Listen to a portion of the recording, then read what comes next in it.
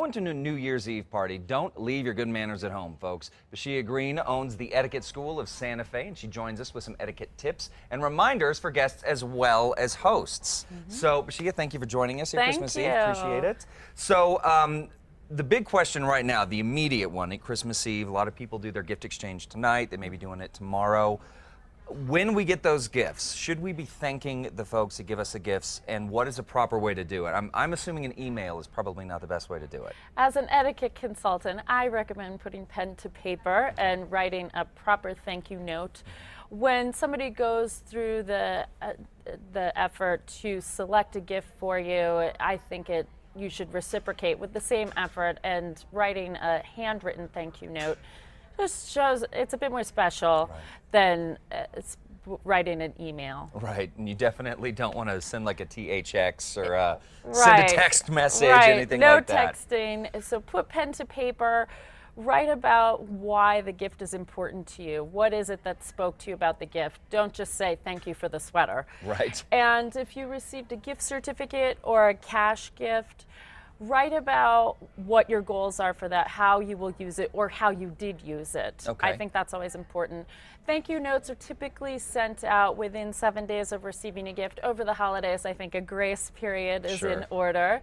The important thing is to just get it out there, and to also make sure your children are writing thank you notes. Oh yeah, that's so a great as point. soon as they're young enough to put pen to paper, they should start. And the younger they start, the more routine it will become for them. That's a really great tip. So let's move on to New Year's. We're about a week away from New Year's Eve, so a lot of parties are going to be happening. So let's say we are either inviting people to a party or being invited to a party. Let's start with the etiquette for being a host. Well, the first thing is you want to put on a really fun party. The other thing is to think about the safety and well-being of your guests. New Year's Eve is a notorious evening affair for drinking, champagne toasts at midnight. So you want to think about transportation for your guests, either arranging for taxis, designated drivers, finding out what services are available in your community on New Year's Eve, Safe Ride, for example. And don't worry about the car. You can deal with it tomorrow, but be responsible for your guests' safety if you're serving alcohol at the party. That's great, providing them those options before they come, because oftentimes the guest doesn't think about it. So moving on, if we are a guest to one of these New Year's Eve parties, what should we be doing? Well, the important thing is to RSVP when you're invited. That's the main thing. And the other thing is to be responsible for your behavior and your guests' behavior as well. You want to have a really fun time. You just don't want it to get too wild or out of hand. Right. Well, so what are some of the #1 no-nos when we go to these parties? I think one of the biggest no-nos right now in this social media phase is to not over-document the evening. You don't want to spend the entire evening taking photos with your cell phone. Be present, be in the moment with your friends.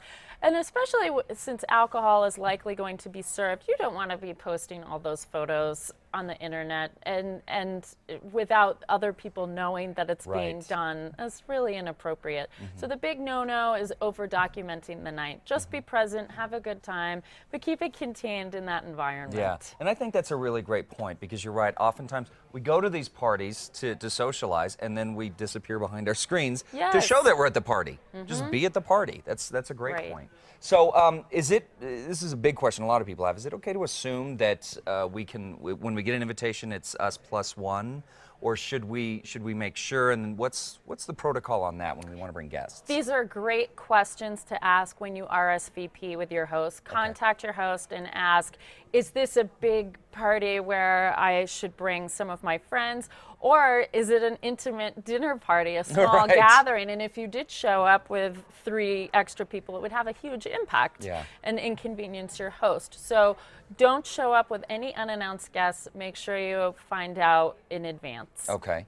And, New Year's Eve also a very popular night for maybe a first date or, a burgeoning relationship. So what are some of the things that, what suggestions do you have if we're using this night to be with a significant other? Well, there's a lot of pressure on New Year's Eve to have a fun night, going to the right party, etc. One of the important things is to dress up, look sharp, make an effort to look nice, and monitor your drinking. You don't want to make a fool out of yourself, especially if you're in the early stages of a relationship. Absolutely. And at midnight, if you don't feel like you're ready to move in for that kiss at midnight, don't do it. If you sense that your date is hesitant, a hug and a toast, raising the glass, is appropriate. Great. Don't put too much pressure on yourself. Right, that's great. That's a great tip. So how can our viewers learn more about your etiquette school? Viewers can go to etiquettesantafe.com, and there's an email link there, and you can send any etiquette questions my way, and I'll write about it in the etiquette rules column in the Santa Fe New Mexican. Fantastic. Bizia, thank you so much for all these tips. Thank Great you. seeing you. Merry Christmas. Happy New Year. Yeah. Oh, Jinx. Jinx. All right. We'll be right back, folks. Bye-bye. Thanks.